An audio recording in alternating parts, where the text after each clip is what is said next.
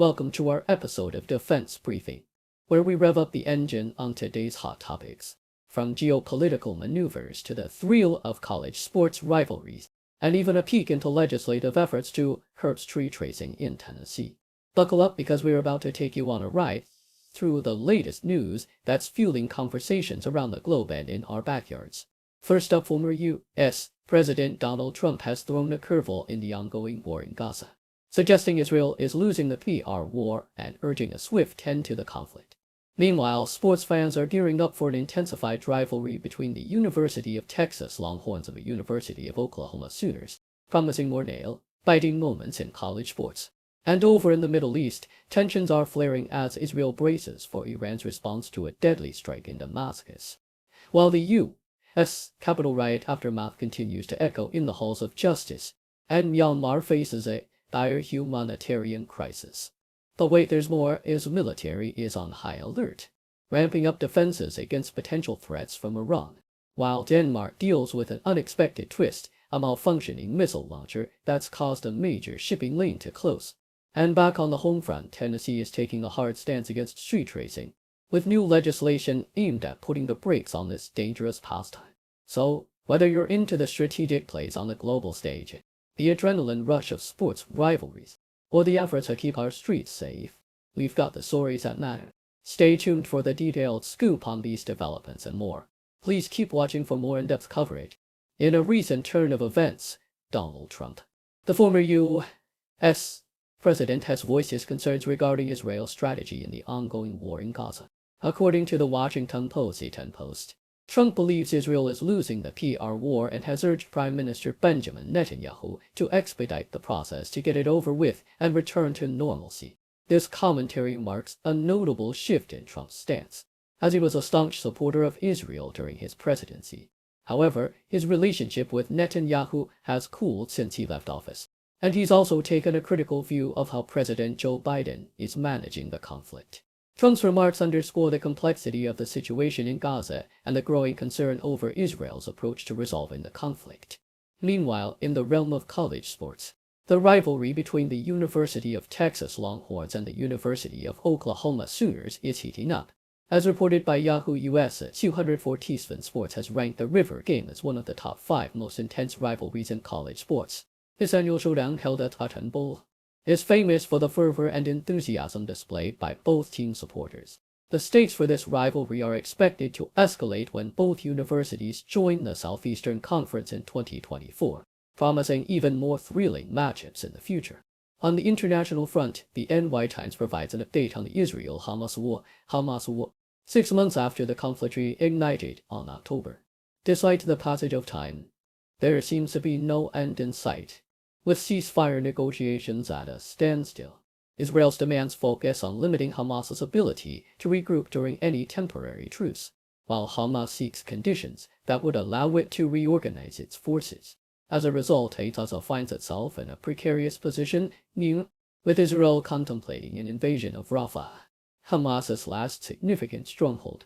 This decision has been delayed as Israel seeks international backing for the operation.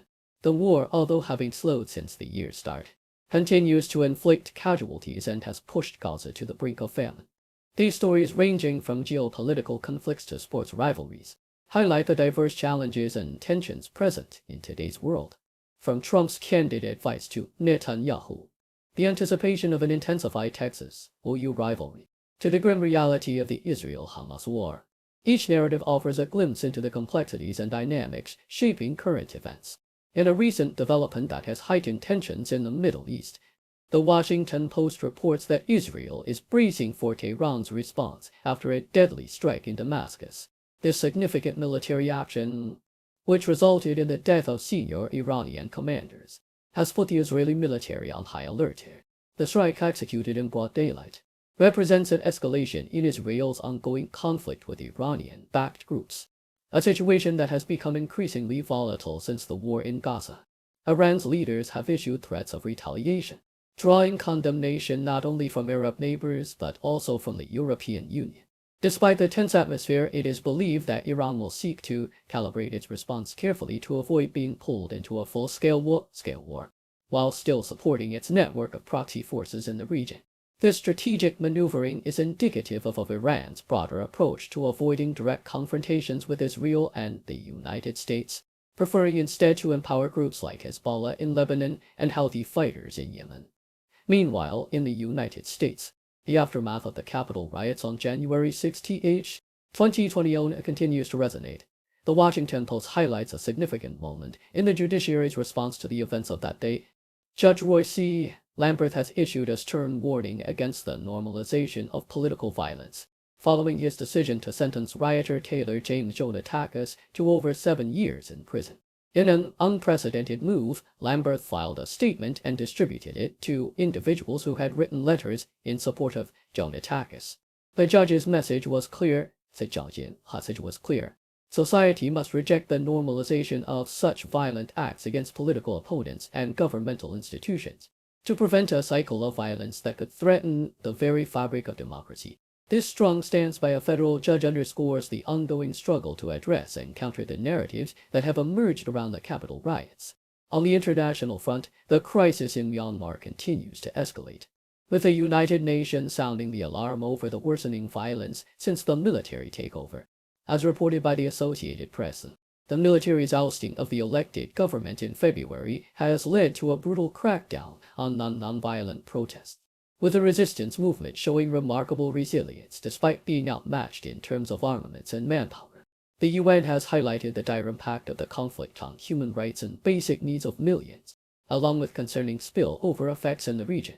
The international body has called for a unified response, urging neighboring countries to leverage their influence to facilitate humanitarian aid and the violence and seek a political resolution to the crisis. The situation in Myanmar serves as a stark reminder of the devastating consequences of military coups and the importance of international solidarity in the face of such challenges. In a series of recent tension-filled developments that seem ripped straight from the pages of a geopolitical thriller, Israel's military has taken dramatic steps in response to what it perceives as an escalating threat from Iran. According to the NY Times, the Israeli Defense Forces have not only canceled leave for combat units but have also called up more reservists and jammed GPS signals across certain areas. This move comes on the heels of a bold declaration by Iran's President Ebrahim Raisi, promising retribution for Israel's assassination of top Iranian commanders in an airstrike in Syria. The gravity of the situation is underscored by the concern of American officials, who fear these actions might trigger retaliatory strikes against both Israel and the United States. The specifics of the Israeli military strategy, including the decision to draft additional soldiers for its aerial defense unit and the rationale behind the GPS disruptions, remain shrouded in mystery. Al Jazeera adds another layer to the narrative, reporting that Israel is fortifying its defenses and augmenting its military personnel in the wake of a deadly air raid on the Iranian consulate in Damascus. This aggressive maneuver has significantly heightened the already simmering tensions between Israel and Iran, prompting Iran's supreme leader to vow severe repercussions for Israel's acts of aggression. Since 2017, Israel has consistently targeted Iranian influence in Syria through a series of airstrikes, aiming to diminish Iran's foothold in the region. The recent elimination of high-ranking Iranian officials in these strikes has only intensified the pressure on Iran to retaliate, further complicating the volatile situation. Additionally, Israel's ongoing skirmishes with Hezbollah across the Lebanese border add another dimension to the regional instability. Meanwhile, in a seemingly unrelated yet equally traumatic incident, CNN reports that Denmark has been forced to close one of the world's most vital shipping lanes, the Great Belt Strait, due to a malfunctioning missile launcher on a Danish Navy ship. The Niels Jewel stationed in the strait that serves as the primary maritime passage to the Baltic Sea encountered a critical issue when the booster of a Harpoon missile was accidentally activated during a routine test and could not be deactivated. The potential for the missile to launch unintentionally and travel several kilometers has prompted Danish authorities to halt all maritime traffic in the area, pending a resolution to the dangerous dilemma. This incident, while not directly connected to the tensions in the Middle East, underscores the unpredictability and fragility of global security in today's interconnected world. These developments, spanning from the Middle East to Northern Europe, highlight the intricate and often precarious nature of international relations. As nations navigate these treacherous waters, the potential for misunderstanding and escalation looms large. underscoring the importance of diplomacy and cautious strategy in maintaining global peace and security. Street racing is not just illegal in Tennessee, it's downright dangerous and can be deadly. Here's a scoop on how to slam the brakes on it. Over in the volunteer state, Representative Jody Barrett is stepping on the gas to put a stop to this high-speed menace. He's the driving force behind House Bill 2030, a legislative move that's all about shifting gears on the consequences for blocking highways, streets, or any vehicle playgrounds from a mere slap on the wrist, a class misdemeanor, to a hefty Class D felony. Why? To put the brakes on illegal street racing and those pesky road blockades that throw a wrench in our daily commutes.